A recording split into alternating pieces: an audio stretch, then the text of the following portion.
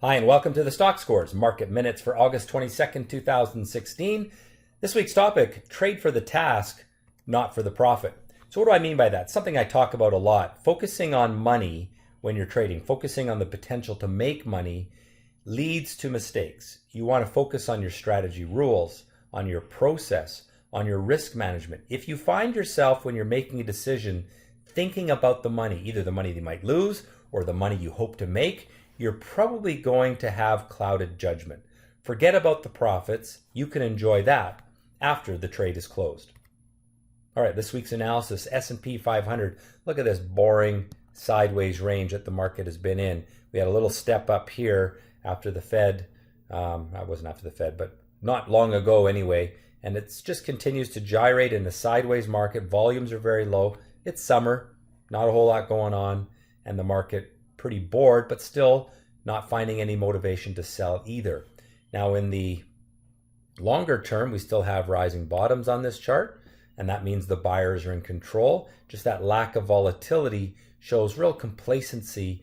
The market is looking for a catalyst to tell it what to do next, and it's susceptible to a move up or down if it gets a strong catalyst that makes people want to act. Right now, people are sitting on their hands, happy to have their money in the market because it's doing well, but also probably a little trigger happy because there's a lot of worry that there could be something bad around the corner. So you got to watch very closely for a big abnormal move to tell you the next leg of the trend.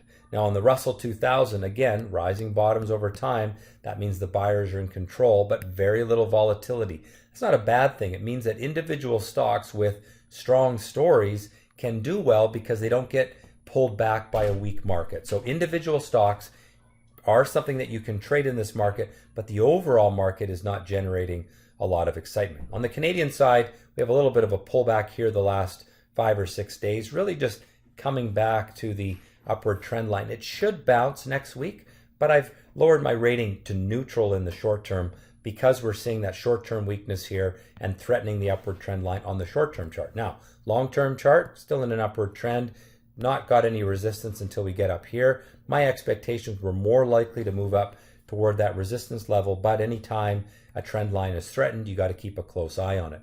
On the TSX Venture, last week I talked about how it was a little bit overextended to the upside.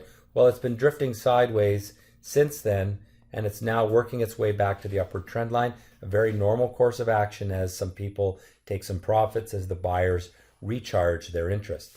On the Treasury bond side, notice that we've got some falling tops here. So even though that the trend is up long term, this little bit of a falling top situation demonstrates that the market is starting to think about a raise of rates. Because of course, if this goes down, that means interest rates are going up. Now, it's not a strong signal that interest rates are going higher. It's just the early stage, a little bit of pessimism coming into the bond market, and that could turn into something else. So keep an eye on that chart. On the US dollar, yeah, we've had a little bit of weakness the last 4 weeks. Probably good helping commodities, but there's not a whole lot going on in this chart as we're above support, below resistance, just kind of gyrating inside this trading range. Now on the gold chart, this is an important one because we're building a pennant pattern right here. So I can draw a line across the tops, across the bottoms, and notice how those lines are converging toward one another. That means volatility is diminishing over time. That means people, investors, are getting more confident that the price is the right price. Now, when you get a pennant, you eventually get a break out of the pennant.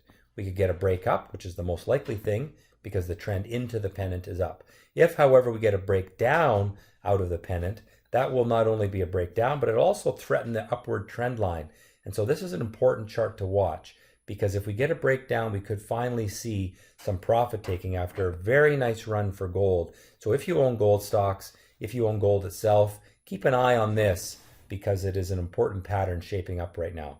On the oil side, of course, last week I talked about the trend line being broken, the short-term trend line being broken on oil. Of course, the long-term trend line was broken back here, but you want to see that break from a rising bottom. Well, now we've formed the rising bottom. My expectation is oil comes up to here, which is $12 on the USO, maybe one more week of strength, gets stuck for a few weeks. If we can then break out of that, we will have completed a turnaround chart pattern.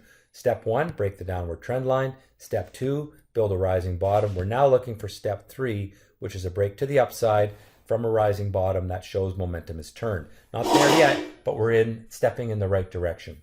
Next chart is the chart of the VIX. This is a short-term 30-day 120-minute chart. You can see that in general, the VIX kind of decays in value over time. You don't want to own the VIX for very long. It's something you trade when there is market turmoil. Otherwise, it is something you should really avoid holding. However, until we see some market or some concern among investors about a correction, don't expect this thing to do anything. If you get a strong move up, if you start to see volume coming into the VIX, well, that is the time that you want to trade it. Until then, stay clear of this thing because it's really just something that goes down as it decays in value over time. All right, US stocks bullish on both time frames. Pretty quiet short term, so I could almost put that neutral. Canadian stocks, I've put a neutral rating short term because of that drift lower last week and the threat of the short-term upward trend line, but it's still by no means a bad chart, just starting to look a little bit like there might be some weakness in that chart. Gold, long-term bullish, short-term neutral because of the pennant pattern. Watch for the break in that pattern. Oil, neutral, long-term because it still is trying to reverse that long-term downward trend line, but bullish short-term because of the strength that we've had the last week or two. The overall market is very quiet, pretty boring, but it does allow for individual stocks to do well if the company story is good. Watch gold for a breakout from that pennant pattern, upside or down. Keep a close eye on that. And watch oil as it approaches resistance, as that may slow the strength that we've seen in the last couple of weeks. Fear not a factor in the market, so in general, stay optimistic, but as always, be cautious. Well, that has been the Stock Scores Market Minutes. Hopefully you can comment on the video, like it, subscribe to the channel, do all those things, and most importantly, trade well.